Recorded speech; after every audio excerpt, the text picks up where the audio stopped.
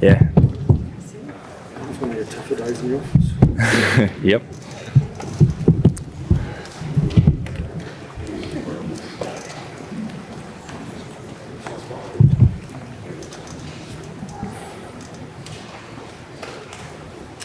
Thanks everyone. Australian Captain Pat Cummins here to answer your questions. There's mics either side. Please let those guys know if you need the mic, put your hand up and let me know where the mic is if you can.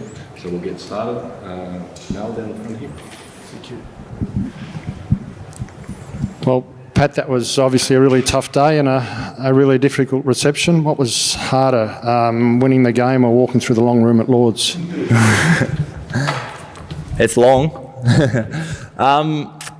It was, it's high pressure. It felt like an Ashes series. The crowd were certainly made themselves known in the long room and also out in the crowds. But, really satisfying in the end. Some real problems to work through there for us bowlers. And, as a captain, I thought Stokes was fantastic. He played amazing. So, I'd say the cricket was the tougher part. And what did you think of the treatment that you got in the long room? I'd say the MCC came and apologised for their behaviour of some of the members. I think some of them might lose their membership over the way they behaved. That's it. Should players still have to walk through the long room? Should what, sorry? Should players still have to walk through the long room? Other than that kind of one time, they were fantastic all week. The members here are normally fantastic, really welcoming. It's something special about playing at Lord's is you feel like you're at a really special place, surrounded by people who just share a love of the game. So, I don't know, I quite like the tradition. Yeah.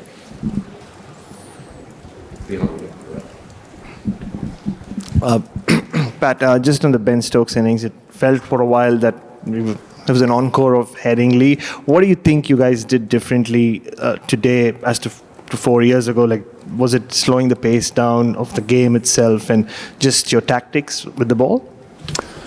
I think the biggest help was that we, had an extra few runs on the board. He was in pretty formidable form out there. So having a bit of extra runs to play with certainly helped. I think we learned a few lessons from Headingley, slowing the game up a bit, trying to get him to hit in areas that we want him to, rather than kind of 360. With a wicket like that, the ball was old, soft. You don't have too many options really. So just try to kind of hang in there, not let there be too many big overs. And fortunately, we hit one up. But it was a fantastic innings. It seems like the opposite number, Stokes, has suggested that he would have considered the spirit of cricket and withdrawn that appeal. So did you consider the spirit of cricket? Can you defend not withdrawing that appeal? Okay. I thought it was fair. It's... you see Johnny do it all the time. He did it day one to Davey Warner. He did it in 2019 to Steve. It's a really common thing for keepers to do if they see a batter keep leaving their crease. So,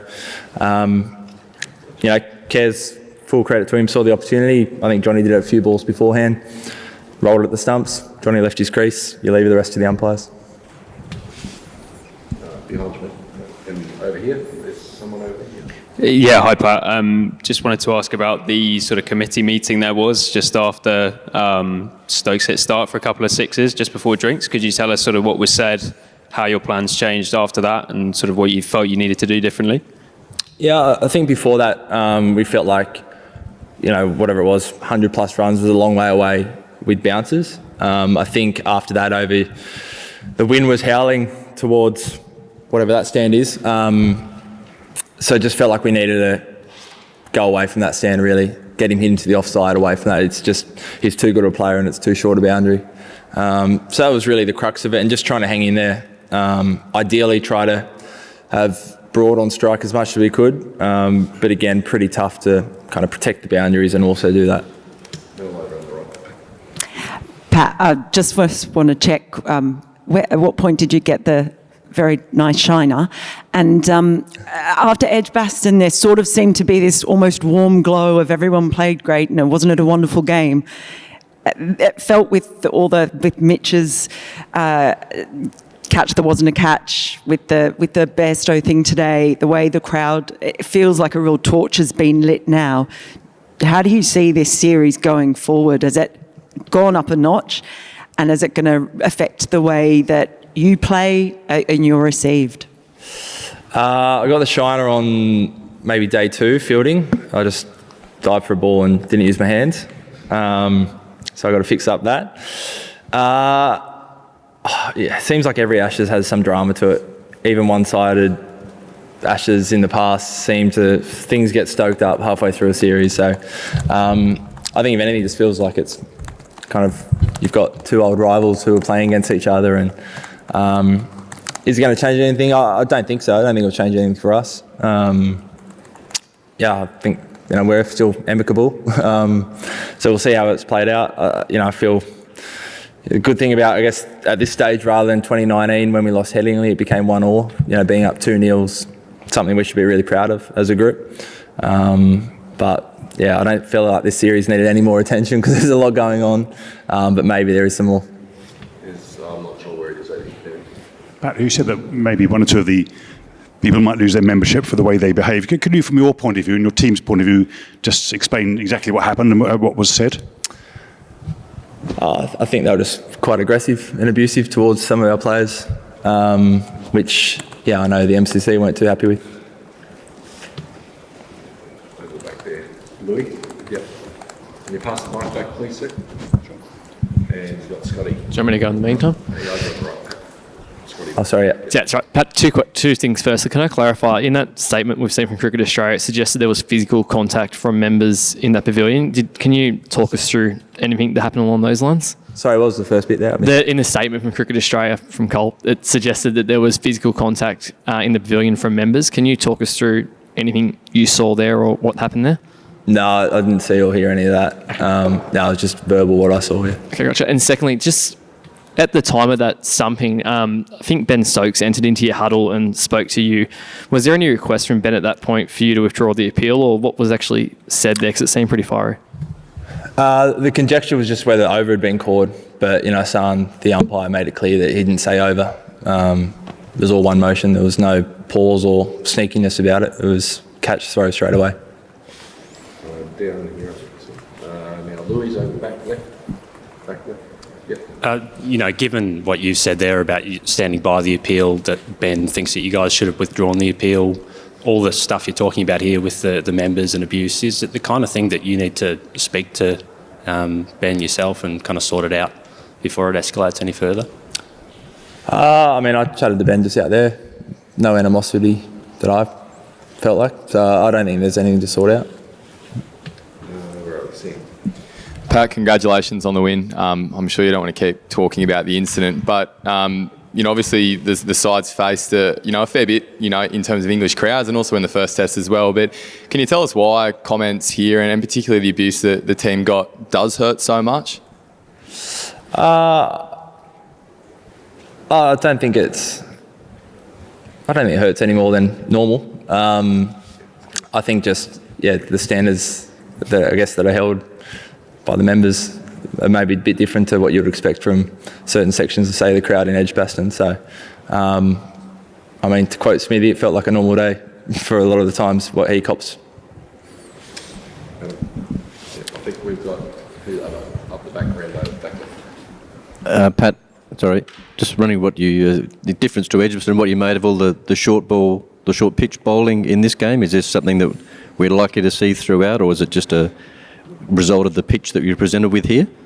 I think the biggest factor by far was the wicket.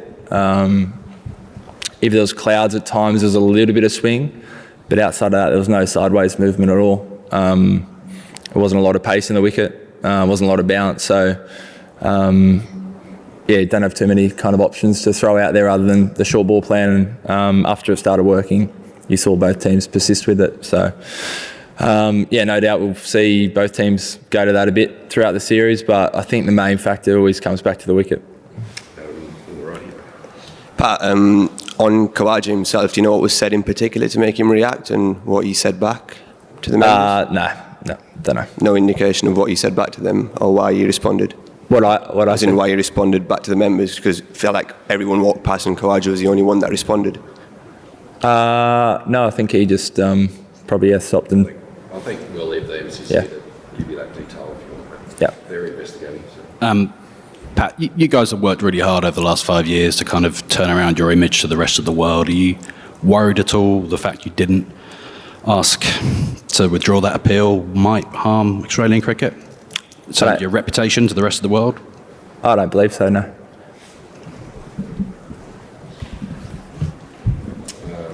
Graham down. Yeah, Pat, how much did you miss Nathan Lyon's bowling today? Yeah, quite a bit. Those kind of situations, 270 odd on the last day, there's some big footmarks there. They're made for Nath, so I was, really disappointed. Probably a good time, again, just to acknowledge how impressive he was yesterday. He basically fought his way out of the change room to go and get himself on the ground. He was missed. I dare say that's probably his series gone for him as well. So it's great to have someone like Murph in the squad. If he needs to step up, I'm sure he will, but it would have been nice to have Nath out there. Dan on the left, right. Hey, Pat. I know you got Todd Murphy waiting in the wings and Scott Boland, in terms of as a pace bowling option, but how much do you need to, I suppose, physically, mentally recover with such a short turnaround, and also given, I suppose, the dramatic nature of the way that match played out? Certainly, not the normal conclusion to a test match when you're defending 370. Yeah, physically backing up after a few days isn't anything new for, say, Starkey, Joshy or I. Murph will come in fresh. Obviously, Scotty missed this one, so he might enter the conversation for the next one. I don't think you'll see many of us bowling many balls in the nets the next few days. It'll all be about recovering for the next one. But, I think as well, it's a quick turnaround, but it's, important we just take pause for a moment and appreciate being up 2-0. Dan over. Pat, I suppose there was another contentious incident late yesterday, which you touched on with Mitchell Starc and the catch, or was touched on. How did you view that particular incident, and are you at peace with it, I suppose? In some ways, I think similar to today's dismissal. As soon as I saw it come up on the screen, I kind of knew that to the letter of the law, that's probably not out. So we all, accepted that decision. You could argue, he had control on it, whatever, but to the letter of the law, that's not out. So, unfortunate, but that's the rules. Pat, Alex has always come across quite a chilled out, low key kind of guy. Is he going to be someone you might need to, as a captain, keep an eye on? Because it's going to, I guess, come next week at Headingley, there'll be a few looking to call his name. Yeah, there's nothing like loud crowds that brings the team together, I think. For sure, he's one of the guys we'll get around. But, these kind of moments can really strengthen a side. And I thought, Kez had another fantastic game. I think he's broken some records with catches he's taken, stumpings he's taken so far in the series. He's been fantastic behind the wickets. We'll look after him, yeah. Pat, is there such a thing, or do you believe in such a thing as the spirit of cricket? Yep. Do you think, after Bairstow's dismissal today, which was within the letter of the law, no disputing that, but are we in danger of seeing mancads or underarm bowling later on this series? Depends how flat the wickets get. It might be an option we turn to. I don't know. We've all played a lot of cricket. The spirit of cricket's really important. I think the way we've gone about it over the last couple of years has been fantastic. Absolutely fantastic. And we should be really proud as a group, yeah. Down here, I think that might be the last one, yeah. Pat, regarding, you said that you missed Nathan, obviously. So do you think this rules regarding substitution needs to be more flexible? Like, substitution, like injuries like Nathan had, should be treated as concussion, and you should be given a fair chance of doing that. Ravichandran Ashwin on Twitter also advocated this today. Yeah. I think it's a good question. It is a quirk of our game that, if you have an injury, that's you for the game. Probably don't have a strong opinion either way. It would be nice if someone has a significant injury that you could. I think everyone, it's good for the fans, good for the competition. But it's really hard to probably manage. Yeah. Sorry, one on the left and finish off. Hi, Pat. Hello. I was thinking back to the World Test Championship final when that Cam Green catch was taken and it came up on the big screen and the fans were shouting, cheat, cheat, cheat. And last night and again today, is it just fans being boisterous, or is there a reputation issue that you ought to be aware of? I'd say it's fans, yeah.